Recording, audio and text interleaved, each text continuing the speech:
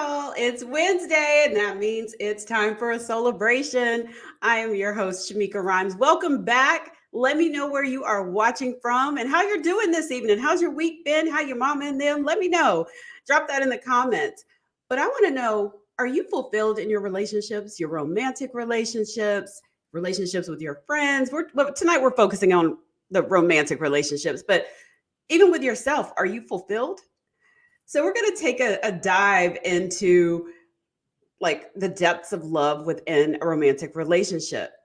Dr. Laura Lewis is here, and she's a licensed psychologist, and she's going to share her expertise on how Black couples can cultivate deeper, more fulfilling connections, from communication and conflict resolution to maintaining intimacy and balancing individual identities.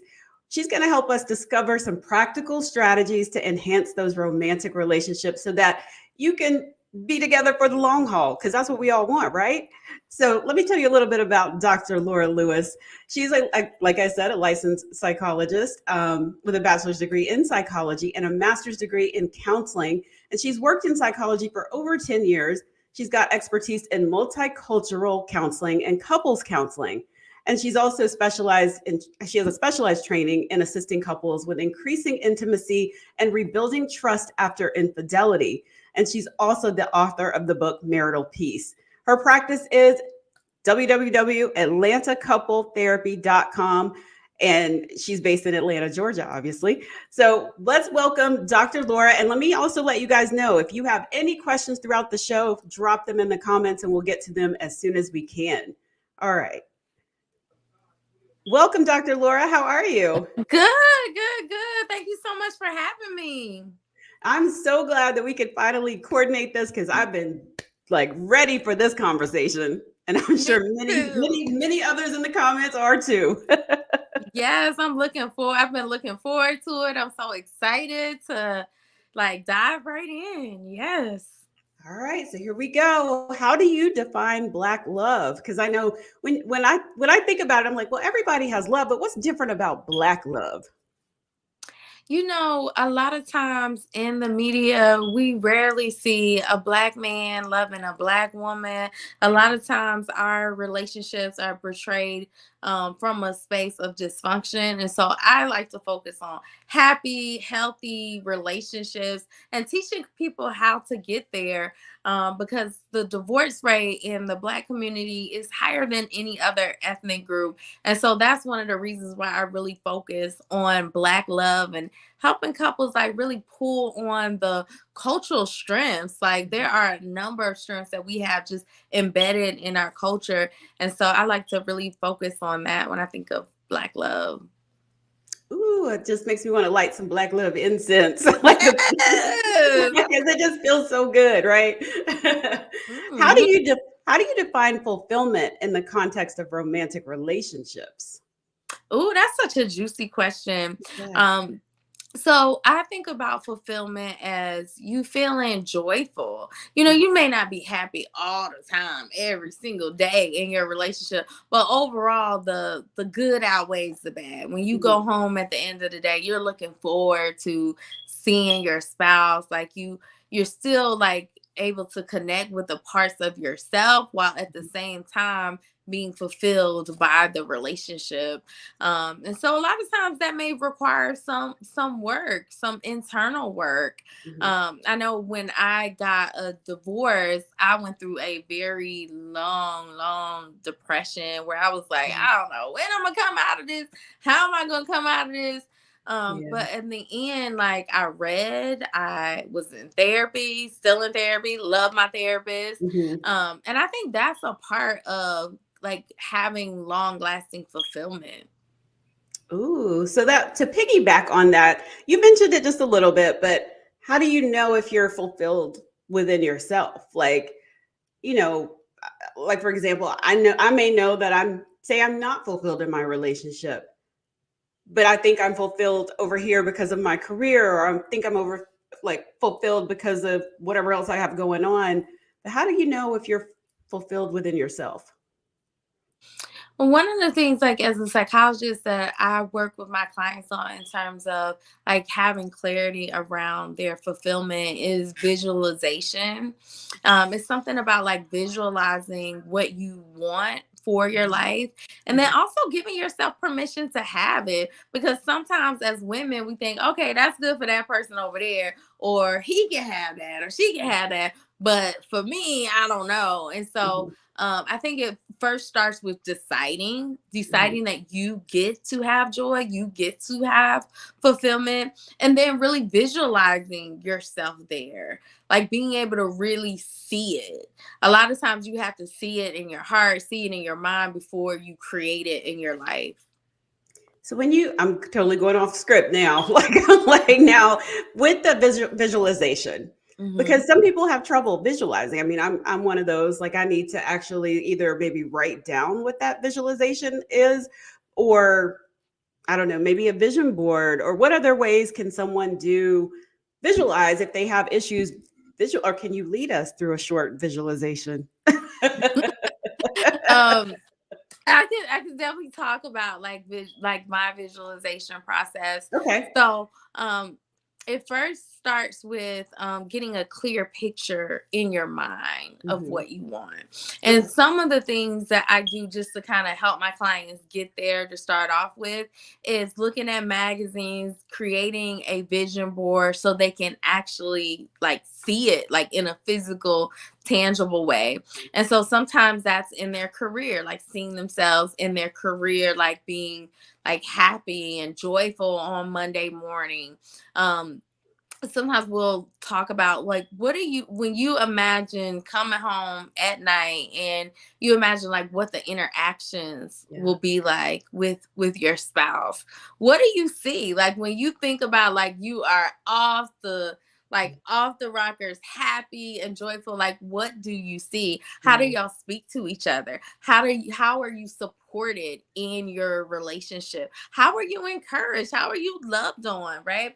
Yeah. Once did a retreat with Gary Chapman, the author of the book Five Love Languages. If y'all haven't read it, definitely check it out. It's an amazing book.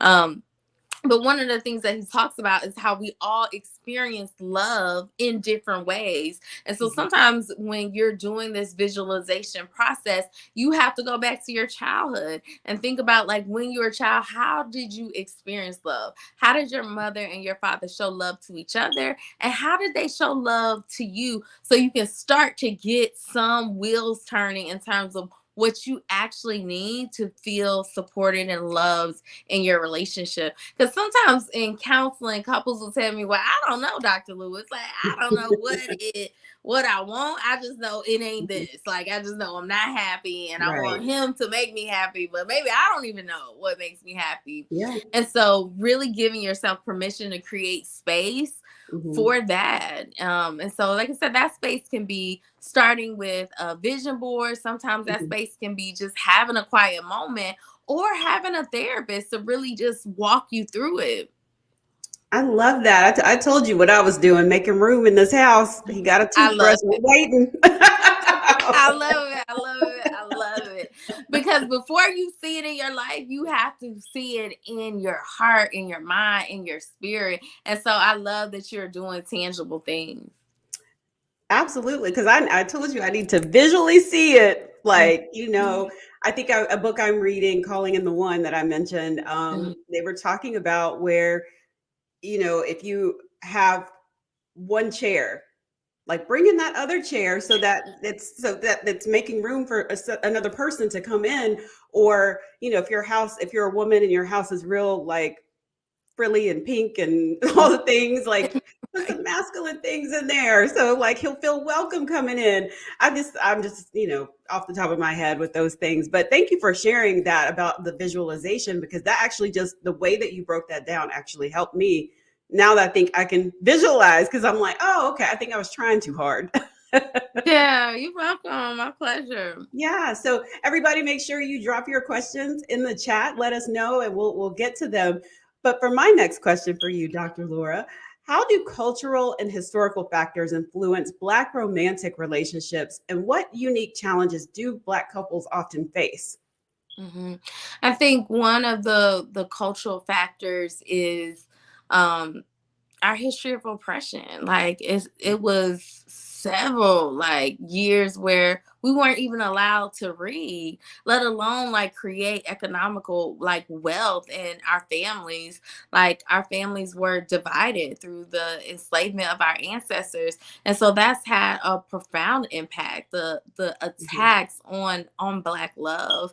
But we have some resiliency. And so some of the resiliency that I see that we have like culturally when it comes to black relationships is egalitarian relationships where there's a sense of shared power, where there's some fluidity and flexibility around gender roles, around who does what.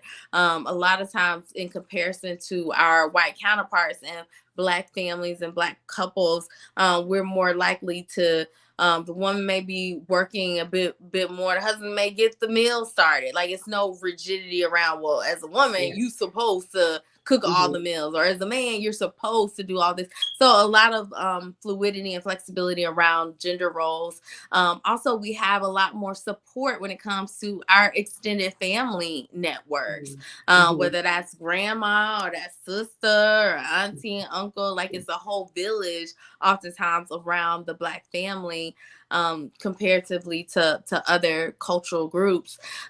Spirituality, faith and Mhm. spirituality is a strong pillar in the black community, and that's a part of what makes our relationships resilient, is being able to tap into something bigger than yourself when things get challenging. Mhm. What would you say are the biggest challenges that you see with Black couples in your practice? And are these couples married, or are there some that are in long term relationships, or are they just dating? I mean, I know I've heard of some people going to counseling because they're just dating and they want to Mhm. work out whatever they've got going on. Oh, at Atlanta Couple Therapy, we see the gamut. We see couples who are a few months in and they're like, we just want to make sure that we keep this thing coasting. Mhm. And then we also have couples who have been married for 20, 30 years and they want to protect what they've built. Some of the main issues that I see that couples come in for in our practice at Atlanta Couple Therapy, which focus predominantly on working with Black couples, is we see a lot of people around infidelity. So Mhm. someone cheated and it's like, okay, how can we work together? How can we rebuild trust? I don't want to leave my marriage, but I'm trying to figure out how we can salvage, what Mhm. we built. Another big issue that we see that our couples have is around communication. Like, I'm so tired of fussing and fighting every time I come in Right. the room. Why you breathing like that? And so giving them tools on how to communicate more effectively. Sometimes intimacy can be another issue of like Mhm. we're not having sex or we're not having good sex. And so just kind of navigating how to have conversations about sex and intimacy. Well, since you brought up communication, I'm going to jump to that question because Okay. obviously some of those essential elements that contribute to a strong and healthy romantic relationship is one of them is communication. But why is that so important? And like, what are some ways that so we can be fulfilled in our relationships? What are some ways we can like some tactics that we can use to implement into those relationships, communication wise? Okay. So with communication, I would say really focus on the topic at hand. Like sometimes I see couples will bring up something that happened 10 years ago, something that happened 20 years ago. And so I would say stay focused. Be positive, right? Like, because if I come in and I'm like, you always do this and you never do this, then Yeah. immediately the other person's going to get defensive and, Mhm. defend their point of view. And so instead, I would say focus on what you actually desire. So, like, say for example, your spouse is late all the time, and that's like your big pet peeve. I would say instead of focusing in on them being late, focus on what feeling comes up for you around that and what's your desired outcome. So Mhm. for example, there's a statement that I give to couples who work with me in counseling. It's called the XYZ statement. So when X happens, I feel Y, I'd like Z. So when you come home and you hug me, I feel loved. I would love for us to really focus on prioritizing the intimate part of our relationship. That's just an example. Yeah, I like that. Well, what if the person isn't prioritizing the relationship? Then how do you bring that up without sounding Like, you never put us Yeah, first. that's a good point, because there are real issues that are happening, and it may not always feel good, right? Like Mhm. sometimes we feel irritated by our Right. spouse, like we feel like they're not meeting our needs. And so I would say, still, even when things are not going well, I would say still focus on the positive. Mhm. So that could be, give me the example again of what the issue was. Oh, if they're not making the relationship a priority, say they're focused on work, or they're making time for friends, work, everything else but the relationship. Okay, so I would say when you make me a priority, it makes me feel loved. I would love to for us to prioritize having a date night once a week. Mhm. Or when you come home early from work, it makes me feel like I'm a priority. I would love it if at least 3 days a week you could come home at 5. Is that something that you are open to? So it's very, so I would say Oh that yeah. out of the XYZ statement, the Z, you want to be very, very specific. I Okay. really encourage my couples not to use words like uh, uh I want you to make me feel loved, right? Mhm. Because what does that mean? Like, if you ask Right. 10 people what it means to feel loved, you'll get 10 different answers. And Mhm. so, in the XYZ statement, like, if love is that feeling that you want to feel more of, give them a specific example of what makes you feel loved and cared for. So, when you rub my feet, when we go on a date, when we have sex, when we put our phones away, whatever the things are that you're desiring, Mhm. instead of focusing on what you're not getting, you just focus on what you actually want and desire. Okay. Well, what are some of the most common communication barriers in our Black romantic relationships? And I feel like some of those sometimes can be, and you correct me if I'm wrong, which I may be because I watch too much TV, but expectations. Like, you have expectations and you get disappointed because those have not been met. Mm-hmm. So would that be, what, am I on target with that? Mm. Yeah, I think that a lot of times we do have expectations of our spouse. Like, and so we just have to make sure the expectations we have are realistic. Like, for the man out there who's like, I want to have sex every night. Well, if you got 5 kids and no nanny, then we got to talk about that. Like, we got to bridge this gap. Yeah. So some of the things that I like to help couples with in my practice at Atlanta Couple Therapy is really focusing in on, let's set some realistic goals and some Mhm. realistic timelines. Some of the things that I see that couples struggle with when it comes to communication is criticism. So instead of focusing in on what they want, they say, well, you always late. Well, you don't never make me a priority. So I would say just focus in on the positive desired outcome. So that's criticism. Criticism is one of them. Mhm. Defensiveness is where, like, your spouse comes to you and they say, okay, this is concerning me. I really want us to be mindful of this. And so instead of hearing them and really taking it in, you say, well, I wouldn't do this if you didn't do that. So cross complaining, that's the Mhm. example of defensiveness. And then contempt is one of the worst ones when it comes to communication. And Mhm. that's when your spouse comes to you and they say they have a concern, and you're like, this again, or hostile Ooh. humor, Yeah. sarcasm, that all fits under the contempt umbrella. And then the fourth one is stonewalling. Stonewalling happens when one person shuts down. They may shut down emotionally, and you know someone shut down emotionally when Yeah. you say, how you doing? Fine. How was your day? Good. One word answers, right? Mhm.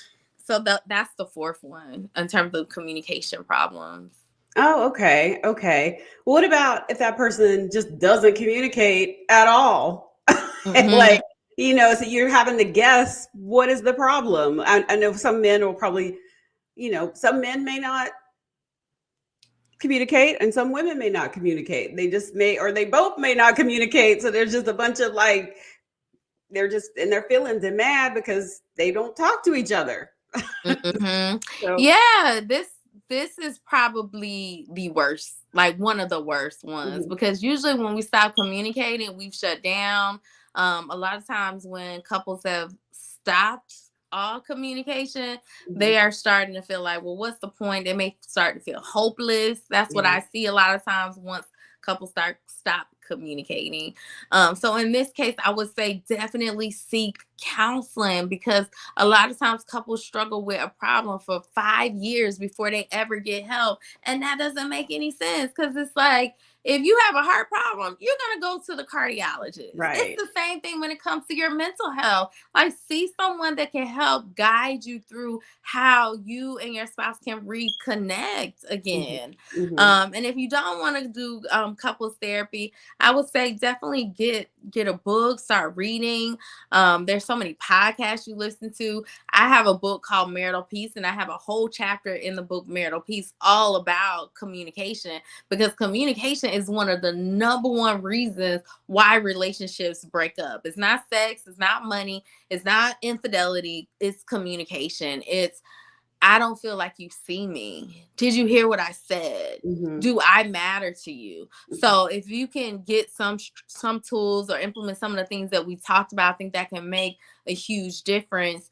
And then one other thing that I'll say before I pause is that you want to also be mindful that men and women communicate differently. So you Yeah. don't want to expect that your man is going to communicate in the same way that you do, because we different. Mhm. Women, just in sheer numbers, we communicate more words on an average day than men do. Right. Like, we like to talk, we talk to connect. And so sometimes it's just assessing your expectations to make sure that it's realistic. Mhm. I like those. I like those tactics that you mentioned, and I guess I'll pause here and just remind everybody, if you have questions, drop them in the chat, Yeah. and we'll try to get to those. Let's see, where was I? You mentioned some of these, but are there any other strategies for resolving conflicts while maintaining respect and understanding? Because sometimes petty comes out for people, and they start throwing low blows with the words or the shade or the how can they still maintain their respect and understanding when going through some kind of conflict? hmm that is a real thing. Petty will show up. Um, and so why are we petty? Like, sometimes you have to explore, okay, I was petty just then, but why was I? Like, why is that coming up for me? And so Yeah. sometimes it's coming up because your needs are not being met. And sometimes you have to ask yourself, have I even articulated my needs to Hmm. my spouse? Like, I was talking to my fiance the other day, and I was like, I was expecting some things from him that I hadn't even given voice to. And so it's Hmm. like, it's setting him up for failure, setting me up for disappointment. And so sometimes we just have to take a moment internally within ourselves and explore, um, am I communicating clearly? Am I Hmm. communicating effectively? And nonverbal communication is the biggest part of communication. A lot of times we Yeah. think it's what we say, but the majority of communication, 80 to 90% of communication, is nonverbal. It's the eye contact. It's how we hold our shoulders. Hmm. It's our tone, right? It's not Yeah. necessarily the words. And so I would say definitely be mindful of your body language. Ooh, that's good, because I was also thinking, like, what if you have communicated and you think you've communicated it effectively, and like you said, you were expecting something from them. You just say, for this example, you were expecting something from your partner, you voice that, and it's like it goes in one ear and out the other, and you still don't get whatever it is. Then what? Mhm. Sometimes you need to be an example of Mhm. what you want to receive, Okay. right? So I want to receive a massage. Am I giving massages? Right? Like, I want to receive compliments. Am I giving compliments? Yeah. And so sometimes you have to give that thing that you want to your spouse, so one, they can see what it looks like. Mhm. And when someone is loving to you, when you're feeling someone's tang, it's hard for them to still be bitter and mean. Like, when you're doing like loving things towards them. I'm thinking of this book. It's called Love Dare. Really great book. I would say definitely check it out. But one of the things they talk about in this book is for a series of, I think it was 30 days, this wife, like, she wasn't getting what she wanted in her marriage. And so for 30 days straight, without communicating anything to her husband, she just poured in the love in him, on him, like really like concentrated and made sure that she was mindful of loving him in the way that he desired. And Mhm. then over time, she won his heart over. And so sometimes you have to be that example that you want to see in your marriage. And I guess that would apply to even just a dating relationship. If you're not married, would that be the Mm-hmm. same thing? Okay. Yeah. Well, how can couples maintain intimacy and connection over the long term? Because it might be spicy and hot in those first few years and then it fizzles. Yes. Yes. So I would say there's some research that suggests that in the beginning it's almost like being high on a drug. Like when you first meet that person, it's just a look and it's on. You could Yeah. talk to them for hours. You're like, you get off. No, you get off. And so you cannot, you set yourself up for failure. You cannot expect how it is in the beginning that's sustainable, because you can't Yeah. live on that mountaintop, right? And so Right. that's one thing to be mindful of. About 3 years into the relationship, we start to see that the relationship stabilizes. So Mm. we come off of the high mountaintop moment, and then we are more like in the real deal of this is what day-to-day life looks like Mhm. with this person. And then for some couples, they may report, well, I just fallen out of love. No, you're not in that high stage anymore, right? Yeah. So that's one thing to be mindful of. And the other thing is, go on couples retreats. Like, it's something about getting away with your spouse, or your partner, just going somewhere new. Me and my fiance, we went to Bali for about 4 months. We just got back Wow. about 30 days ago. And so just being there in a different space, it was electrifying, Mhm. like, because you have so many distractions in your day-to-day life. Yeah. So that's one thing that can help, like, really reignite the flame. Also, ask them questions. Like, let's do a yes, no, maybe category of, Mhm. like, I'll be open to this, but it's a hard limit on this. And see Yeah. if there's some new things that you can do to keep the relationship fresh. It may be like a change in position, sexual position, or a change in, location. You don't have to Mhm. always be in the bedroom missionary style. Like, let's spice it up a little bit. Right, right. Oh, we do have a question from Lynette McCallum. She says, how can you continue to communicate with your partner without bringing up past issues? When they go low, you go lower. I appreciate this question, Lynette. Shout out to you for keeping it real. Um, I think one thing that is good is that you're honest with yourself. So just like you was in this post, you was like, when they go low, you go lower, right? And so stop doing that. That's the first thing. So you recognize that is an important step. And I celebrate my clients who are able to see themselves and say, okay, I did take it kind of low on that Mhm. one. So being willing to accept responsibility for your part. I'm not saying you're responsible for all the problems in your relationship, but Mhm. you're part of it. Be willing to accept responsibility. And sometimes when your spouse sees that, you are taking accountability, then it warms their heart to take responsibility as well. Ooh, that's a good one. I was just sitting here thinking of all the petty things, things I've We be said. I'm petty like, sometimes, ooh. don't we? Relationship will bring out the petty sometimes. It Yeah. will. I'm Guilty. curious, y'all. I raise my Drop hand that in the too. comments. Let us know what petty stuff you've been doing in your relationship. I'm Keep just it real, curious. y'all. Keep it real. And if you have any other questions, drop that in the chat as well. So, social media has all these rules for dating, right? And it has made dating hard. Hoard. So, for example, there's the rules of if he don't call or he or she don't call daily, they don't text back quick, then they don't like you, or if they're not giving you their attention 24/7, then they're not for you. You should get Mhm. rid of them. Or dates, first dates should cost $200.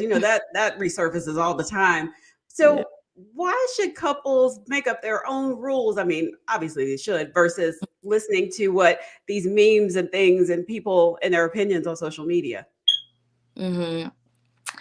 Everybody's different, right? And so Mhm. what you want is different from what the next woman wants. And so that's why it's important to make up your own rules, right? Because what you value is different. You can follow Mhm. all the things this person on Facebook or social media has made up as a rules to follow, but maybe you just want to call him and let him know before he calls you, I'm missing you. I've been thinking Right. about you, and so I do think that there is some space for the pursuit, right? Don't get me wrong, Mhm. like I think it's something to like letting Yeah. the person pursue, but not being so rigid around Mhm. these rules that you lose a great opportunity to connect with someone that's real and someone who's for you.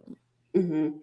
I like that. So, how can couples, married couples and couples that are dating, navigate social media? Because where people get in trouble, the likes and the DMs, and Hmm. whether or not they you know, posting their partner or if they're not posting their partner, like how can they navigate that landscape? Hmm. So I love that you asked this question because I think that this is a really good question. I cannot tell you the amount of fights that sometimes my couples have in session over something that happened on social media. It's real. It's just part of the world that we live in. But there are some really serious things that can affect your relationship over Mhm. social media. So I would say just talk about it. First Yeah. it starts with a conversation. Like, why Mhm. does this thing matter to you? Whatever it is. Like sometimes it is exactly what you mentioned of, well, why you didn't post me on Valentine's Day? It's my birthday. Why you didn't give me a birthday post, right? And so I like to get to the bottom of the nitty gritty of what does this represent for you? And so sometimes the person may say, well, it represents me feeling valued. It Mhm. represents me feeling like I matter to you. And so we go deeper and get to like, what is the root? And because there may be other ways that you can experience value and experience feeling like you matter outside of just a post on social Mhm. media. Now as far as them DMs, oh Lord knows it go down in the DM. It be some fast in them DMs. And so sometimes it is the sneaky link or the person reach out to you in the Mhm. DM. So especially for my couples who we're working on rebuilding trust, and you can rebuild trust. I've done over 300 workshops on this exact topic, how couples can rebuild trust after infidelity. Mhm. But sometimes it starts in those DMs where ex just creep in and say, well, how you been? Right. I ain't seen you post your boo in a while. Y'all still together? And so it can start, it seems so innocent. And before you Mhm. know it, you are in a full-blown emotional affair where you're telling them all the details that you Right. should be telling your spouse. You're telling it to this person in the DMs. And so, just like we have boundaries in all other areas of our life, we have to set boundaries when it comes to social media. Oh, yes. So, going back to the infidelity, what are some of the reasons why people cheat? Because, whether you are just dating but you're in this agreed relationship, we are in an Mhm. exclusive relationship, you Yes. know, what are the reasons? I know, like, for example, I've heard people say, like, oh, they weren't communicating with me, or, I didn't feel loved, or whatever the reason is. Is it something that's within that person, or is it truly something that's going on in that relationship? There are, that's a great question, and like many areas, it's not just cut black and white, but there are some gray areas within it. So sometimes it is a person, from the research standpoint, is a person not getting their needs met. Mhm. Oftentimes it is they have um they have a moral code that lines up with that. And so sometimes in my work as a psychologist, I see that, like, I do deep work into childhood, early life experience, family. Mhm. And so I know it's been a number of couples that I've worked with. As we start going deeper, you can see all throughout their childhood they saw their parent, one parent cheat on the other parent. And Mhm. so that started to become normalized for that person, where they didn't feel like it was a problem. They felt like, well, as long as I'm taking care of you, and as long as, you come in the house and electricity come on, Mhm. then don't talk to me about this, right? And Yeah. so that's a part of it, is their moral system lines up with it being justified. That's the Mhm. first thing. um a lot of times I see that relationships become very vulnerable once the wife becomes pregnant. And so when their partner becomes pregnant, they may start to feel like they don't matter. They may start to feel like it's all about the kid. And then they may start to develop a child-centered marriage where they're not having sex anymore. So these are all of the reasons that's cited in the research for reasons why couples cheat. Mm. Okay. Well, once you go to therapy and you move past that infidelity, how important at this point, because you if you've ever been cheated on, you start to feel like, am I even enough? Like, why am I still in this? Like, or Hmm. I'm sure a lot of those feelings start to come up, and you start to your self-esteem plummets. So, Hmm. how important is self-love into rebuilding that relationship if you decide to stay, and then maintaining a healthy relationship? That's such a great question. I think self love is so important. And so when you're cheated on, you start to experience anxiety. Like, "Is this joke gonna cheat on me again?" You may start to feel depressed. Like, maybe I just don't do it for him or her. You may start to question your value as a person. And in even some cases, people start to feel suicidal. They start to feel like, if this is where we are in our relationship, I don't even want to go on anymore. So those are some of the mental health issues that come up around infidelity for the person who was cheated on. A lot of times it can be a feeling of PTSD. Like, some of the symptoms that are associated with post traumatic stress disorder are very consistent with what happens when a person is cheated on. So checking and rechecking things, hypervigilance, anxiety, flashbacks, all of those things. So it's going to be really important to practice self-care, to be mindful of, am I connecting with my support system? When's the last time I saw my sister? I Mhm. haven't went out with my friends in a long time. So just doing things that make you feel good, getting outside, going for a walk, connecting with people that really care about you is really important. Okay. Guys, we only have a few more minutes to drop those questions, but piggybacking off that question, Mhm. how can couples balance their individual identities, but also keep their collective identity in their relationship? You're asking some great questions. So, I'm a journalist. oh, okay, that makes sense.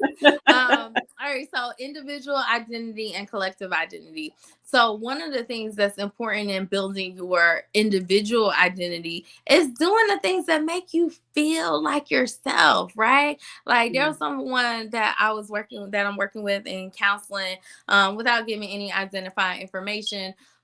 They stopped doing the things that they really love to do. There was a part of this physical, like, workout program. It Mhm. was a fitness program. And then once they got married, once they had a kid, they just stopped doing it. Yeah. And then they started to feel depressed. Like, he was like, I don't do nothing for myself anymore. And so I said, okay, well, we're gonna start with 1 hour a week where Mhm. this is all about you. This is all about you time. And it was difficult. Lord knows that was difficult, because even though we know, okay, I like to do this thing, sometimes we can get so caught up in the relationship and take care of the kids and take care of everybody else, that you're not doing the things that you used to love. And so I would Yeah. say, first start with identifying what are some of the things that bring you joy, that light you up, that when you do it, you feel refueled. Mhm. Some of the wives that I've worked with, they have said, I just want to read a book and take a hot bath and not have the kids come in the bathroom with me. And so, whatever that thing is, let's just say for 20 minutes a day or 1 hour a week, that this is going to be my time. I'm going to be non-negotiable about it, and Mhm. I'm going to do it consistently. I love that. I just had to start implementing that. I don't have kids, but I had to implement that myself. Like on my calendar on Mondays, don't bother me. I'm at yoga. Do not bother me. I love it. I went to Thailand, and massages are super, super cheap in Thailand. They're like $5. And so when I came back here, I was like, oh man, I miss Thailand. And I was like, what did I miss the most? And it was the spa. And so I said, one day a week, I'm gonna have a massage therapist come over and get a massage. And that was like the thing that, just made me feel so good. I love that. So, singles, we didn't forget about y'all. What advice do you have for singles in the Black community who are seeking fulfilling romantic relationships? I know we talked about the visualization, but what else can they do? I would say don't be so pressed to get married or jump in a relationship right away, particularly after you've had your heart broken. Like, take time, Mhm. heal. Um and that may include doing therapy just to understand, okay, what are these dynamics that keep showing Yeah. up in every relationship I'm in? This Mhm. issue keep coming up. So take a minute, take a beat, and just take care of yourself, because when you're in a relationship, it's not totally all about you anymore. So this is a time when you can really just take that trip, or go back to school, like do the things that you always wanted to do. This is the time to do it. And I would say, I would just kind of echo some of the things that we talked about earlier in terms of self-care. You don't have to do the hour break anymore. You got all day. Go to the movies by yourself, and Yes. you get to pick a movie that you're gonna go see. And so really just fall in love with yourself. I love that so very much. Y'all, do you have any more questions for us? We got a couple more minutes. But I guess since we asked the singles, and I'm guessing the advice would be about the same for Black couples striving for the fulfillment in their romantic relationships. What piece of advice do you have for them? Shout out to all the Black couples out there. I would say, for Black couples who are striving for, what was the thing they're striving for? They're striving for fulfillment in their relationships. Mhm. I would say, there's this thing that I usually recommend for the couples I work with. It's called the 5 magical hours. So 5 hours in a typical week where you're spending time together. 2 hours of it is a date night. There is about 60 seconds at the beginning of the day that I would recommend checking in with each other, like, boo, Mhm. what you got going on today? 20 minutes Monday through Friday of just us connecting, phones away, technology off.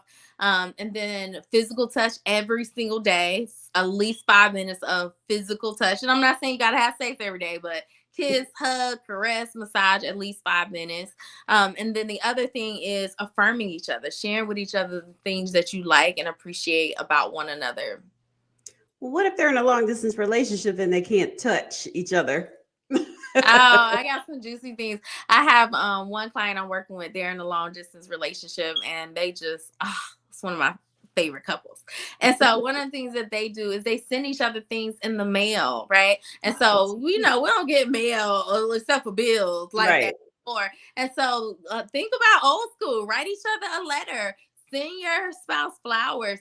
One of the things that I've worked with some of my couples around who are in long distance relationships is you can have a date night virtually, right? So put on Mhm. that FaceTime and Yeah. start your meals together. This is our virtual date night. Mhm. Or you could start a movie, start it at the same time. So y'all are watching the movie together.